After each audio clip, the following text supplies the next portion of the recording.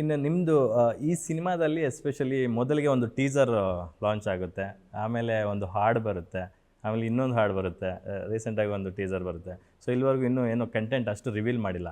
But ಬಿಟ್ಟಿರೋದ್ರಲ್ಲೇ ಸಾಕಷ್ಟು ವಿಷಯಗಳನ್ನು ಸೂಕ್ಷ್ಮವಾಗಿ ಅಬ್ಸರ್ವ್ ಮಾಡಿದ್ರೆ ನೀವಾಗಲೇ ಹೇಳ್ದಂಗೆ ಸಾಕಷ್ಟು ವಿಚಾರಗಳನ್ನು ಒಂದು ಟೀಸರ್ ಮೂಲಕ ಹೇಳುವಂಥ ಪ್ರಯತ್ನ ಮಾಡಿದ್ದಾರೆ.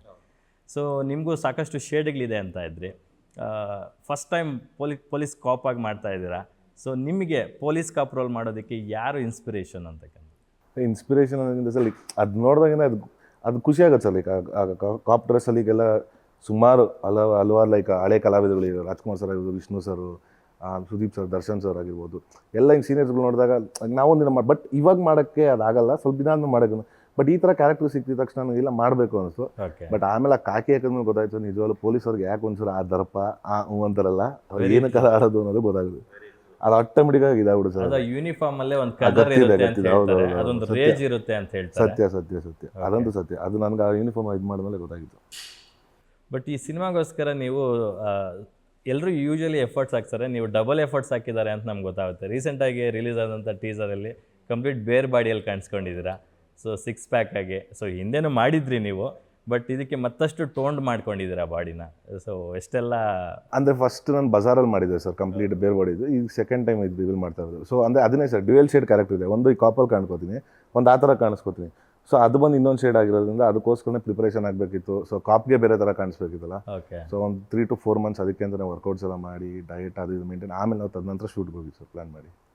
ನಿಮ್ಮ ಹೈಟು ಪರ್ಸ್ನಾಲಿಟಿಗೆ ಯೂನಿಫಾರ್ಮು ಹೇಳಿ ಮಾಡಿಸಿದ್ದು ಅಂತ ನಿಮ್ಗೆ ಅನಿಸ್ತಾ? ಅದನ್ನ ಹಾಕ್ಕೊಂಡು ಒಂದ್ಸರಿ ನೀವು ನಿಂತ್ಕೊಂಡು? ಇಲ್ಲ, ಅದು ಫ್ರೇಮಲ್ಲಿ ನೋಡಿದ್ಮೇಲೆ ಚೆನ್ನಾಗಿ ಕಾಣಿಸುತ್ತೆ ಅಂತ ಅವ್ರಿಗೆ ಗೊತ್ತಾಗಿತ್ತು ಸರ್. ನಮಗೆ ನಮ್ಮ ಪ್ರೊಡ್ಯೂಸರ್ ಸರ್ ಆಗಿರ್ಬೋದು, ಒಂದಷ್ಟು ಜನ ಎಲ್ಲ ಕೂತಿರೋ ನೋಡೋ ಅವರಲ್ಲಿ ಇಲ್ಲ ಸಕ್ಕತ್ತಾಗಿ ಕಾಣುತ್ತೆ, ನಿಮ್ಮ ಹೈಟಿಗೆ ಇದು ಕರೆಕ್ಟಾಗಿ ಮ್ಯಾಚ್ ಆಗುತ್ತೆ. ಧನ್ವೀರ್ ಅವ್ರ ಜೊತೆ ಫಸ್ಟ್ ಕಾಂಬಿನೇಷನ್ನು, ಸೊ ಹೇಗೆ ಅನಿಸ್ತು? ಎಷ್ಟು ಕಂಫರ್ಟಬಲ್ ಕೋ ಆರ್ಟಿಸ್ಟ್ ಧನ್ವೀರ್ ಅವರು ಅಂತ? Very comfortable sir. Is a very professional actor. ಅಂದರೆ ಆ್ಯಕ್ಟ್ ಮಾಡಬೇಕನ್ನೋ ನಮ್ಮ ಸ್ಪೇಸ್ ಕೊಡ್ತಾರೆ.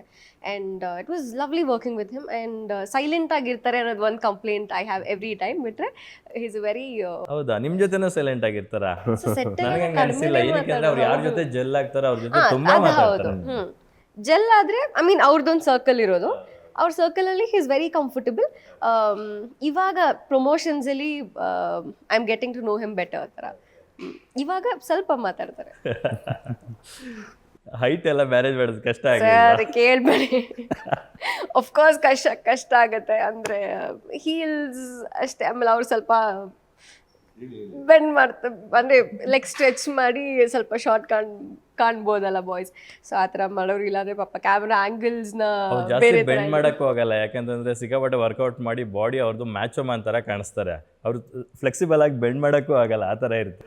ಆ ಥರ ಬೆಂಡ್ ಅಲ್ಲ ಸರ್, ಅವಾಗ ಶಾರ್ಟ್ ಕಾಣ್ತಾರಲ್ಲ, ಹಿಂಗೆ ಅಗಲ್ಸ್ ನಿಂತ್ಕೊಂಡ ಕುಳ್ಳ ಕಾಣ್ತಾವೆ ಸರ್, ಆ ಥರ ಮಾಡ್ಸೋದಿರಲ್ಲ. ಯಾಕಂದ್ರೆ ನಮ್ಮ ಕನ್ನಡ ಇಂಡಸ್ಟ್ರಿನಲ್ಲಿ ಇವ್ರ ಹೈಟ್ ಇರ್ತಕ್ಕಂಥ ಹೀರೋಗಳು ಒಂದು 3-4 ಜನ ಸಿಗ್ತಾರೆ ಅಷ್ಟೇ. ದರ್ಶನ್ ಅವರು, ಸುದೀಪ್ ಸರ್, ಇವರು ಈ ಥರ ಬೆಳವಣಿಗೆ ಎಷ್ಟಿದ್ದಾರೆ. ಹಾಗಾಗಿ ಹೀರೋಯಿನ್ಸ್ಗೂ ಸ್ವಲ್ಪ ಕಷ್ಟ ಆಗ್ಬೋದು ಅಂತ.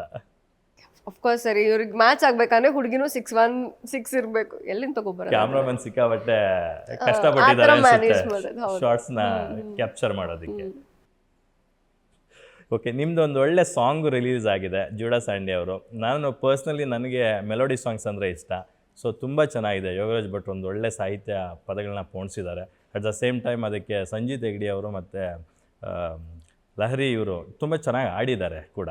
ಸೊ ನಿಮಗೆ ಅದನ್ನು ಪಿಕ್ಚರೈಸೇಷನ್ ನೋಡಿದ ಮೇಲೆ ಏನು ಅನಿಸ್ತು ಸಂಜನಾ ಅವರೇ? So is very very happy. ಅಂದರೆ ನಮಗೆ ಕತೆ ಹೇಳಬೇಕಂದ್ರೇ ಆಲ್ರೆಡಿ ಒಂದಷ್ಟು ರೆಫರೆನ್ಸ್ ಕೊಟ್ಟಿದ್ರು. ಇದೇ ಥರ ಒಂದು ಸಾಂಗ್ ಅವಶ್ಯಕತೆ ಇದೆ, ಅಂದರೆ ಇಟ್ ಗೋಸ್ ಅವಶ್ಯಕತೆ ಇದೆ ಆ ಥರ ಸಾಂಗ್ ಕತೆಗೆ. ಸೊ ಮುಂಚೆನೇ ಹೇಳಿದರು. So we were all prepared, okay ಈ ಥರ ಒಂದು ಸಾಂಗ್ ಬರುತ್ತೆ ಅಂತ.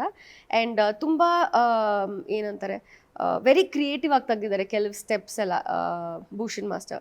So I was very happy ಏನು ಔಟ್ಪುಟ್ನ ನೋಡಿದಾಗ. ಸೊ ಆ್ಯಂಡ್ ಸಂಚಿತ್ ಹೆಗ್ಡೆ ಅವರು, I am his fan. Like ಅವ್ರು ಏನು ಹಾಡಿದ್ರು ಸಗದಾಗಿ ಕೇಳಿಸುತ್ತೆ ನನಗೆ. ಸೊ ಐ ಥಿಂಕ್ ನನ್ನ ಪ್ರೀವಿಯಸ್ ಹಾಡು ಕೂಡ ಮಳೆ ಅವ್ರು ಹಾಡಿದ್ರು. ಆ್ಯಂಡ್ ಇದೂ with his voice it's amazing. And Yogaraj sir ಒಂಥರ ವಿಡಿಯೋಲಿ ಏನಿದೆ ಸೊ ಎಷ್ಟು ಪರ್ಫೆಕ್ಟಾಗಿ ಇದು ಮಾಡಿದ್ದಾರೆ ಅಂದರೆ ಐ ಥಿಂಕ್ ತುಂಬ ಇಷ್ಟ ಆಯಿತು ಔಟ್ಪುಟ್ ನೋಡುವಾಗ. ಒಂದು ಲೈನ್ ಆಡಿ. ಮೊದಲನೇ ಇರಿ ಸರ್, ಆಡಿ ಸರ್. ಗೊತ್ತಿಲ್ಲ ಸರ್, ಅದಕ್ಕೆ ಕೇಳ್ತಾರೆ ನಾನು. ಫಸ್ಟ್ ಲೈನ್ ಸೆಕೆಂಡ್ ಲೈನ್ ಹೇಳಿ.